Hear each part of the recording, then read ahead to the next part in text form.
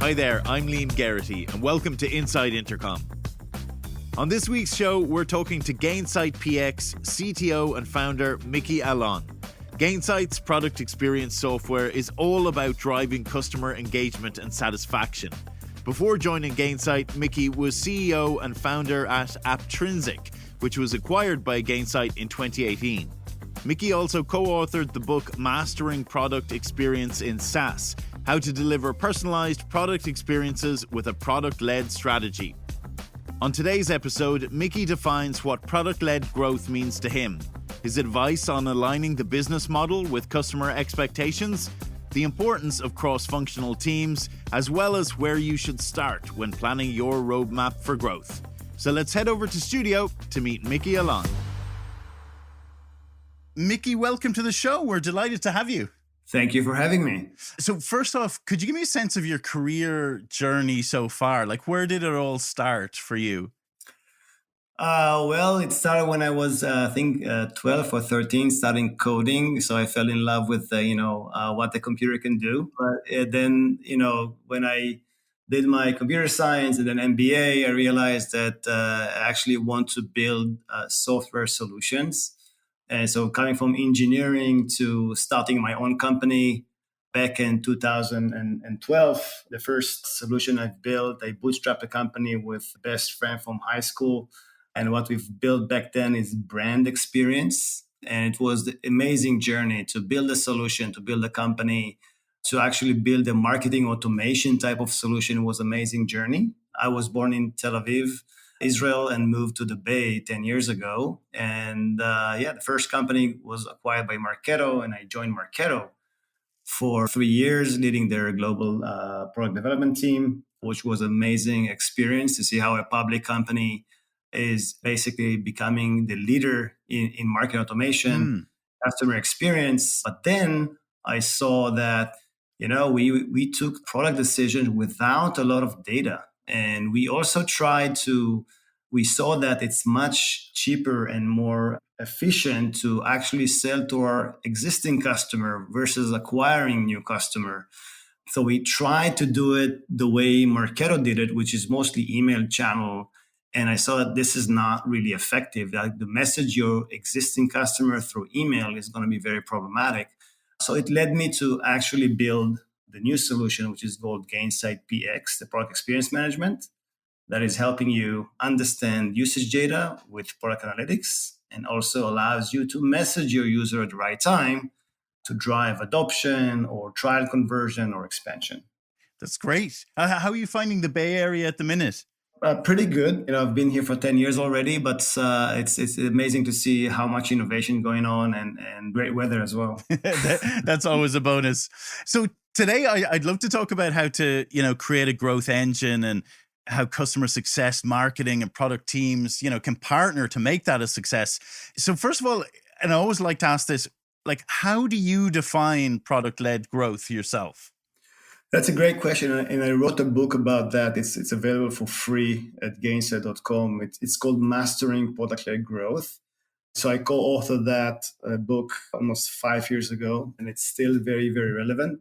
The way I see product-led growth is a capital efficient way to both deliver better experience through your product, but also drive customer acquisition, onboarding, adoption, and expansion. Basically, it's a full customer lifecycle strategy, not just customer acquisition and not just freemium, for example. And the reason is because in SaaS solution, you need to retain your customer is in order to thrive. And some of the SaaS solutions also have a component of usage as part of their pricing model. So when you're driving adoption, you make your customers stickier, but also you actually increase revenue by organically because they're going to use your solution and utilize it more. So I think it's a holistic strategy that basically combines go-to-market with product strategy. Yeah. So where does the B2B customer journey come into all of this? So in the B2B SaaS, we're seeing the consumerization of SaaS, meaning that more and more B2B SaaS realize that they need to deliver a more customer grade or customer experience in a B2C level. meaning that usability and time to value is becoming critical to chief product officers. Because guess what? If you're a complex product, customers might not even evaluate your solution. So B2B is now way more aware around how to deliver better experience, and time to value is tied to that, usability is tied to that. So it becomes a north star for these type of companies. And PLG for them is to make sure that maybe looking at the deeper parts of the funnel, maybe not potentially doing a freemium or free trial, but definitely focusing on how do I drive stickiness? How do I drive feature awareness? There's a big discoverability gap in SaaS B2B. Most of your customers might not know the full extent of your product. In fact, we know that most of your users might not know around 20 to 30% of your feature set, right? They might know 60%, but the rest they might not know or not use it. So in SaaS B2B, the goal is to make sure that you're able to deliver that solution, but also making sure that your customers are aware and are able to use and are using your solution, because that will drive the retention number and outcome for your customer. So SaaS B2B definitely are looking for ways to do that at scale. Because one of the challenges is how do you do it at scale without hiring an army of customer Right. success? Especially now with the market condition, you can't hire as much as you'd like. So there's a lot of hiring freeze, but you still need to cater to growing number of customers or existing number of customers. So there's a lot of elements of how can you do more with less. And one of the ways to do it is to actually leverage your product as a vehicle to drive that motion. You can use it as a channel to message your users. You can use the usage data to understand what they struggle with. And B2B, the journey is just longer. Yeah. And you tend to have different personas as well, right? It's not just one simple app. It's actually a journey, and it tends to be, it starts simple, but ends up being complex. And for that, you need to have more and more data-driven approach to drive the right decisions. And so we know that like a lot of the customer experience happens within a product. Is that something Right. that businesses should be paying more attention to than perhaps they are? Absolutely. I think that if you look at what happened historically, and again, coming from Marketo, customer experience was all about top of funnel because it's coming from the perpetual license model. You basically learn about a solution online, and then you download the solution, and it's a kind of a perpetual license model. We don't need to worry about your adopting it or renewing it.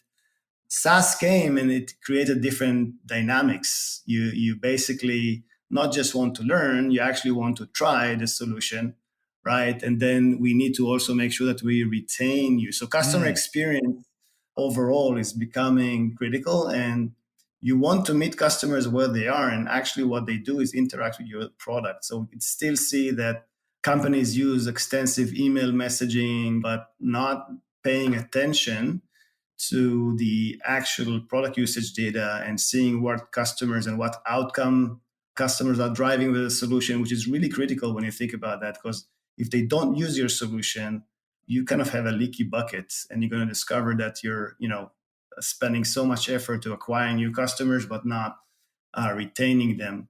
So I think marketing, for example, needs to get visibility to an yeah. understanding of that customer journey. And the majority of the customer journey, if you think about it, as soon as they buy your SaaS solution, their journey is in your solution. Most of the touch points is in the product. So how do you leverage that data to create that experience for them? And then how do you look at expansion, cross sell, and upsell in a different lens? Today, I think most of the companies, they measure pipeline, they measure MQL, SQL on the customer acquisition side. Very few are also measuring pipeline on cross sell and upsell.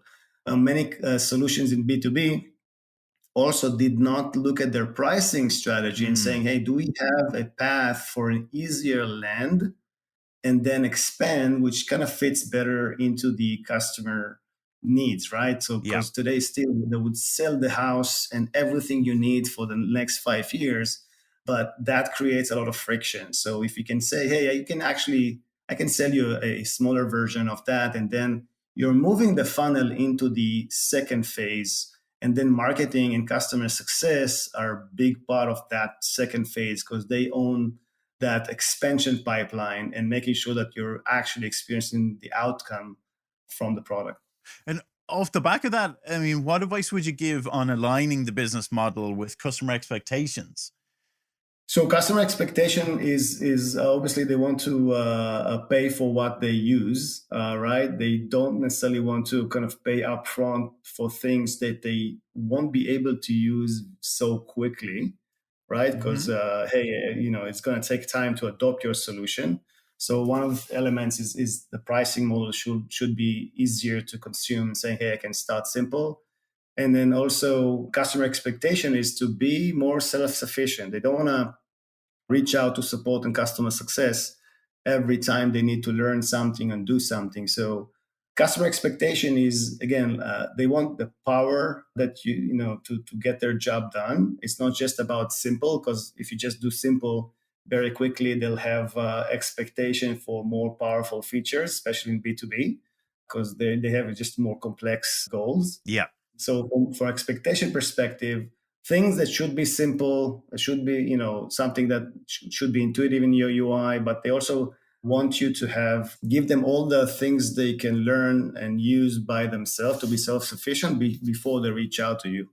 They will want to reach out to you when it comes to like expansion and or very complex use cases, when they want the best practice. And again, the more you can do for self-service, the better the experience is. And today we can see examples that people actually buying Tesla through the app.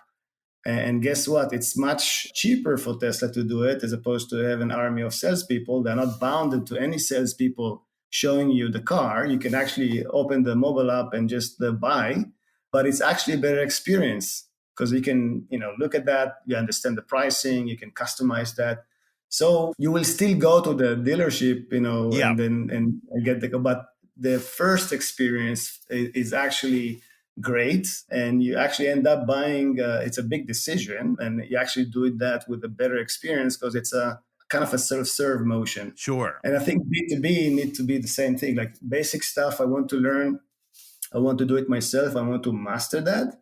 And when I have questions, then it's where I do value the somewhere like human touch that can reach out.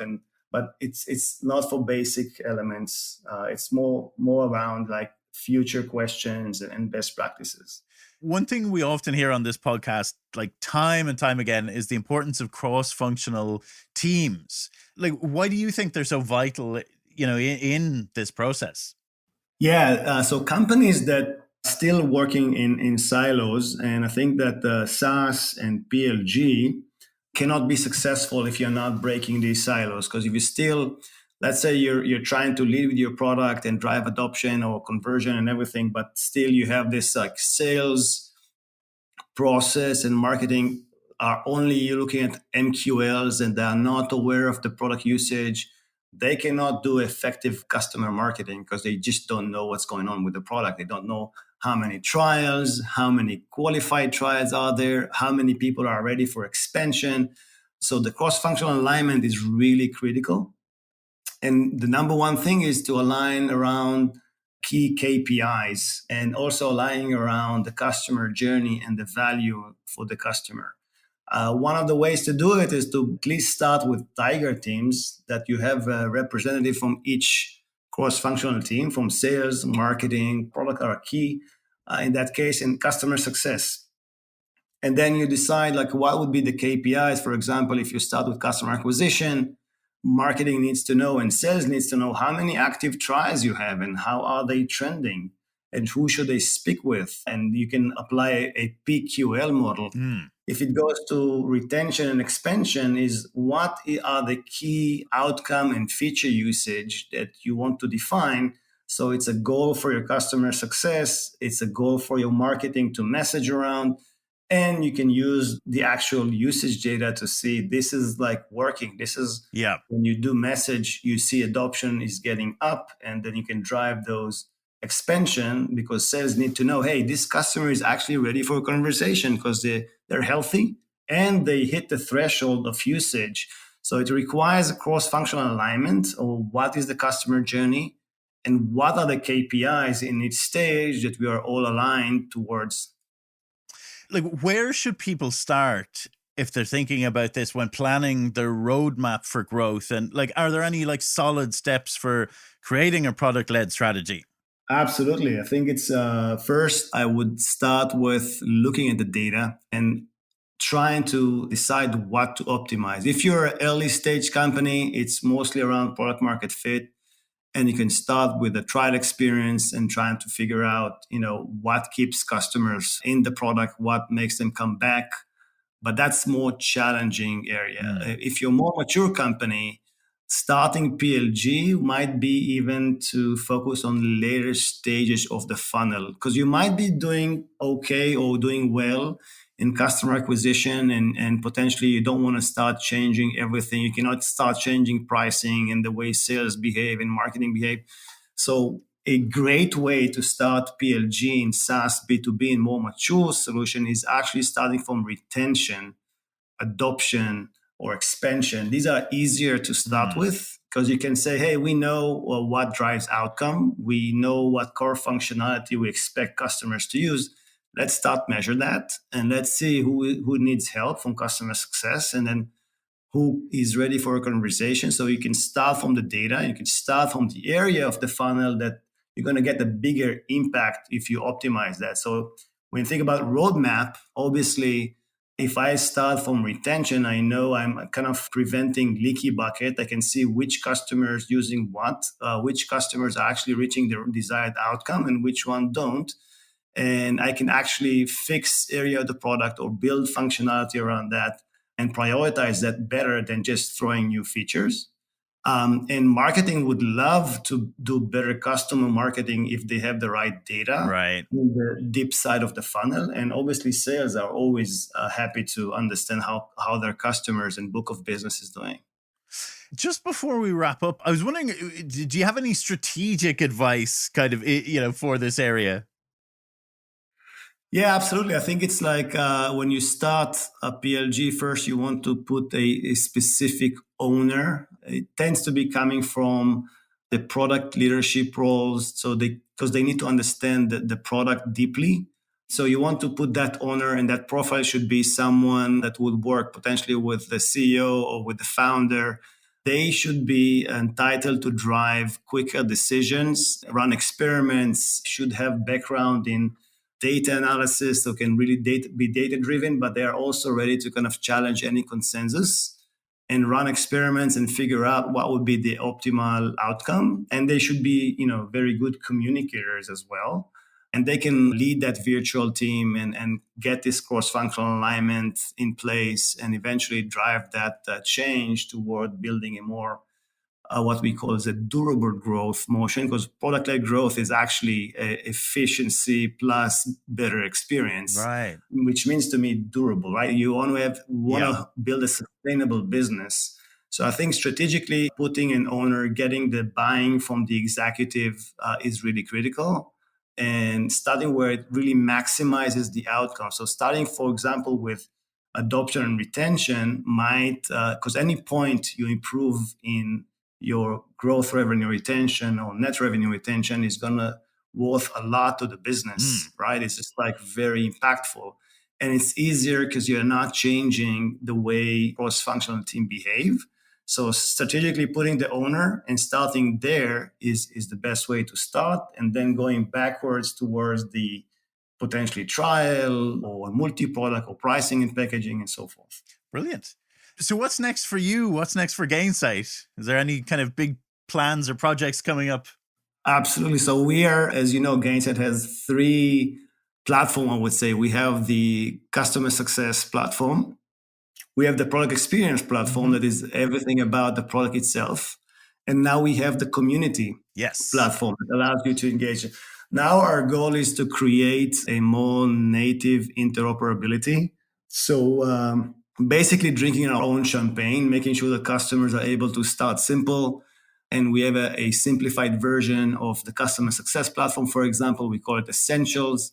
So it's easier to start. PX is also have a simpler package to start with. But as you grow and you build this durable growth in your business, We want to be there to help you. And so our goal is how do we make this interoperability very smooth and kind of really building that modular experience to support our customers. And as you know, it requires a platform strategy. It requires, go to market. It requires our customer success to know all the solutions. It requires sales to know all the solutions. So it's a lot. It's a lot to go through, but it's our goal. And that's the challenge. We like, hard challenges. So yeah, exactly. Yeah, sounds great. And so lastly, like where can people go to keep up with you and your work online? Best way is kind of connect with me in LinkedIn. I tend to kind of publish in Twitter and LinkedIn and the next webinars. We do at least like twice a month around product-led growth, around durable growth or digital customer success.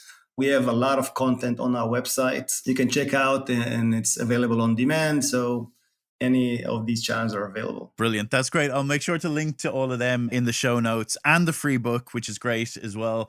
Mickey, thank you so much for talking to me today. My pleasure. Thank you for having me. I hope you enjoyed my conversation with Mickey Alon. If you did, I'd love if you could let other like-minded folks out there know about it by posting it on social. You'll find Intercom on Twitter @Intercom and of course on LinkedIn. I'll be back next week with another great episode. I do hope you'll join us. This is Inside Intercom.